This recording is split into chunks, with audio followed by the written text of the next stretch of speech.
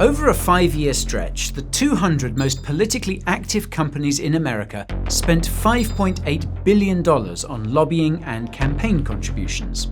In return, they received $4.4 trillion in federal support. That's an ROI of around 750 to 1. And the even crazier part is that every single step was legal, public, and built to be run again and again. This is a business model in everything but name, and your vote is competing against a checkbook it cannot outspend. Now, that figure comes from a study covering 2007 to 2012, so it's a snapshot of one particular window. But the structure it describes hasn't shrunk because in 2025 alone, total federal lobbying spending crossed $5 billion in a single year for the first time on record. So today, we break down the academic study that asks whether America is still a democracy at all, the 5 ways that lobbying dollars get turned into policy, and why the system isn't broken so much as working precisely the way it was designed to. My name is Guy, and this is the Finance Bureau. Let's start with the most provocative claim, which comes directly from a peer-reviewed paper rather than an activist. In 2014, 2 researchers, Martin Gillens at Princeton and Benjamin Page at Northwestern, published a study analysing 1,779 separate policy outcomes between 1981 and 2002. They tested a simple question. When the public wants one thing and wealthy interests want another, who actually wins? What they found was that the preferences of the average American had, in their words, a near zero, statistically insignificant impact on the policies that got passed. Economic elites and organised business groups, on the other hand, had substantial independent influence. When ordinary people and organised money disagreed, the money tended to get its way. One of the clearest illustrations of this is gun background checks. Now, universal background checks have polled consistently between 83 and 91% support for over a decade. That's about as close to consensus as American politics ever gets. And yet, there is still no federal law requiring background checks on private sales. Even though almost everyone wants it, it doesn't happen. Now, this might sound bonkers, but the fact is that lobbying is constitutionally protected. It's the right to petition your government, written directly into the First Amendment. Organised interests extend beyond corporations. Labour unions, veterans groups, the American Association of Retired Persons, or AARP, and environmental organisations all use the exact same machinery to represent real people. And what's more, the study itself measures correlation. Critics like Cornell's Peter Enns have argued that the rich and the middle class often want the same things, which makes elite influence harder to isolate than you might think.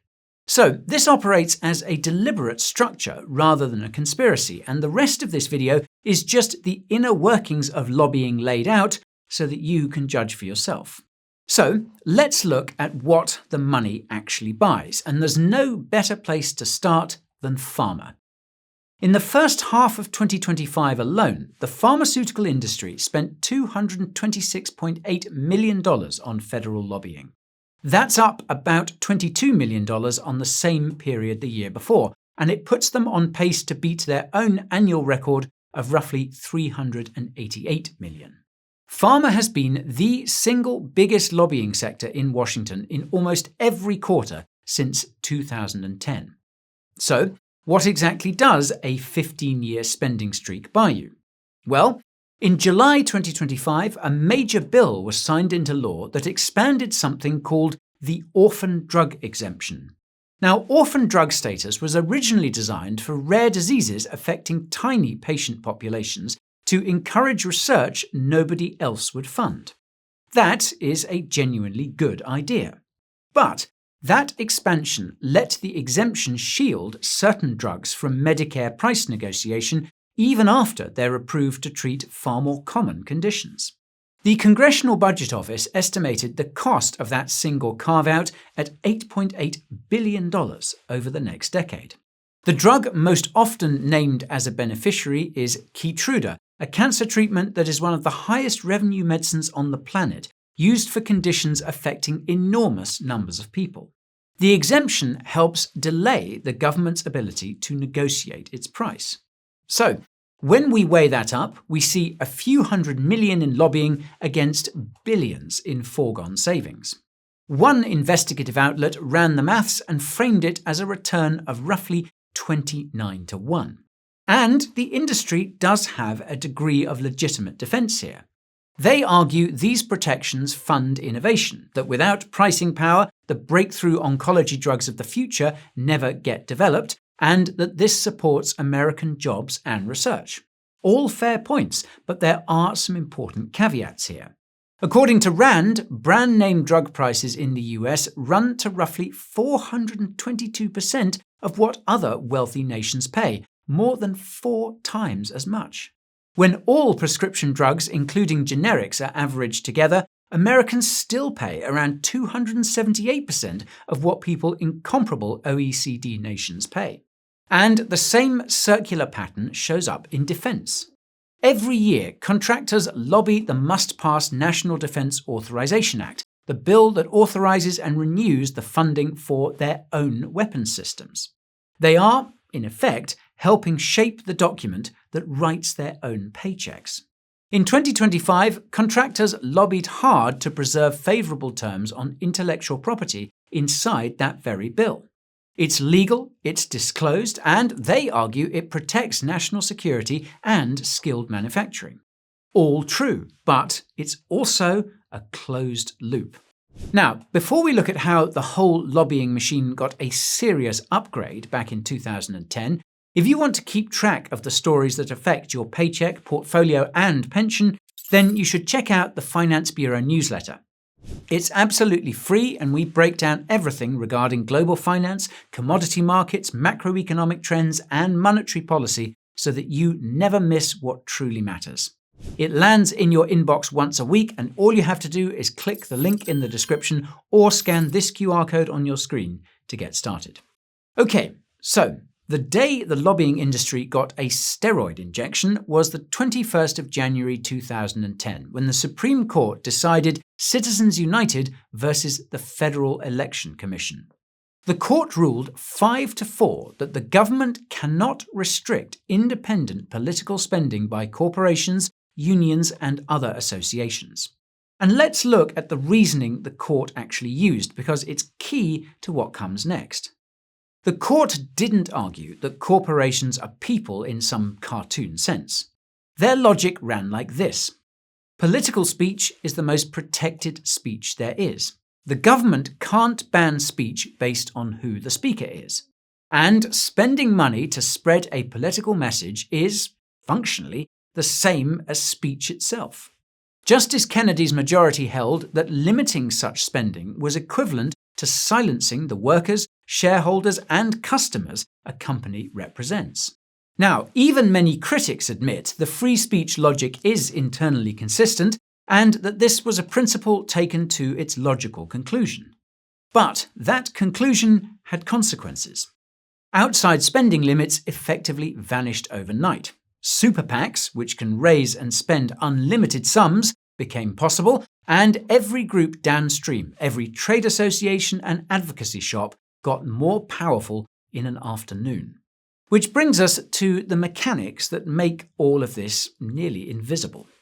The first is who actually writes the laws. In 2013, when Congress rolled back a key financial regulation, reporters compared the legislative text to a draft circulated by Citigroup. 70 of the 85 lines had been written, near word for word, by the bank itself. And this is by no means an outlying example.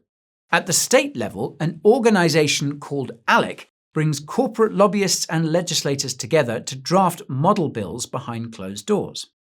Between 2010 and 2018, ALEC model bills were introduced in state legislatures hundreds of times, with a significant share enacted into law, often near verbatim. Now, the counterpoint here is that legislators are stretched across hundreds of complex issues, and industry genuinely has expertise that no congressional office can match. The real issue is whose specific expertise actually gets written into the final legislative text. Anyhow, the second mechanic is the revolving door.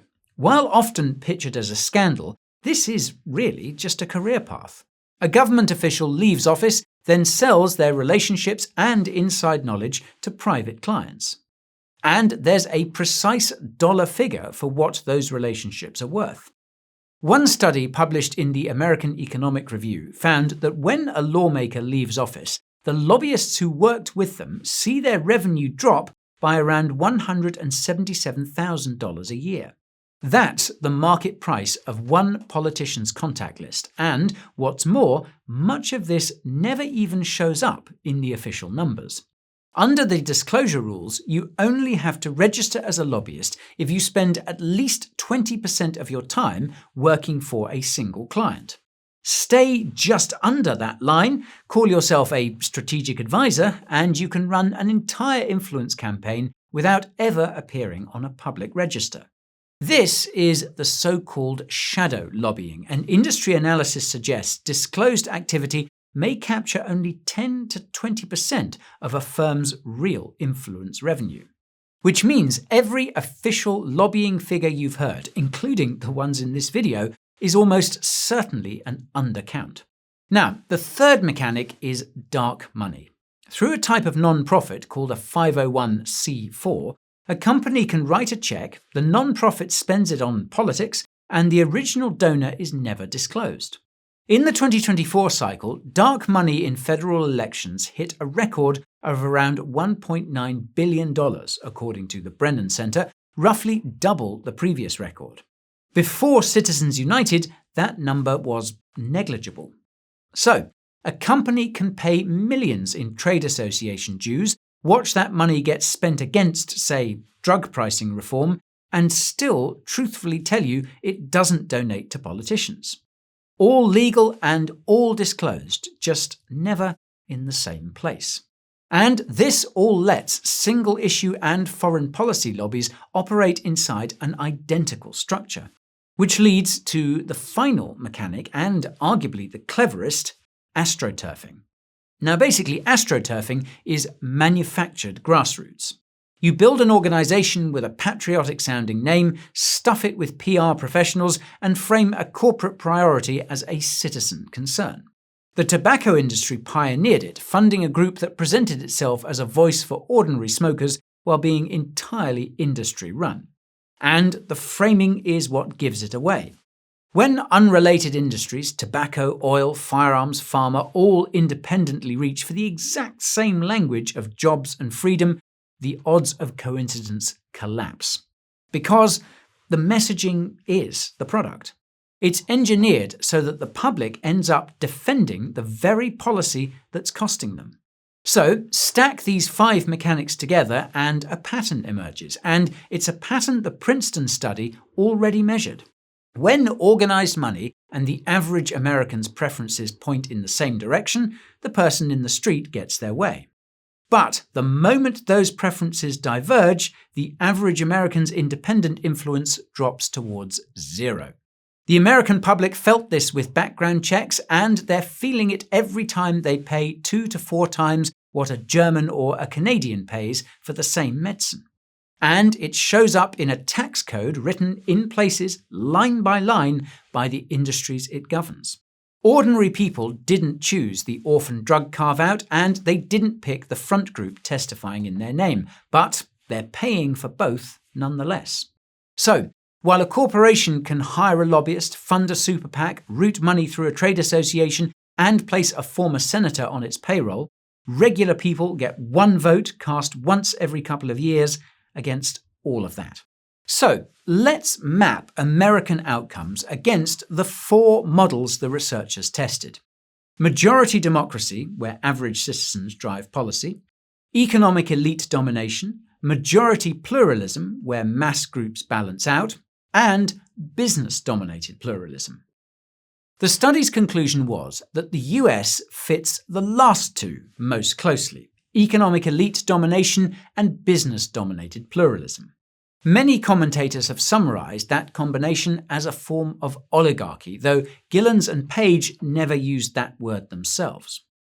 Terminology aside, though, independent influence drops to near zero, specifically when the preferences of ordinary people clash with those of organized money. And thus, the winners here are an entire category of organized, well-funded interests with the resources to be heard where it matters, while the people absorbing the cost are everyone whose only tool is a ballot, the patient at the pharmacy counter, the voter who backs a popular policy that never arrives. The system is doing exactly what its design rewards. Elections still happen, votes still get counted, but policy tracks the preferences of those who can afford the access. And that brings us right back to where we started and the question that I'll leave you with. If a foreign government paid officials to write its preferred laws, we'd call it corruption without hesitation. Yet, when a corporation does the exact same thing through a registered lobbying firm, we call it democracy. So, what should we actually call it? Let me know in the comments below. Thank you for watching, and I'll see you next time. This is Guy, signing off.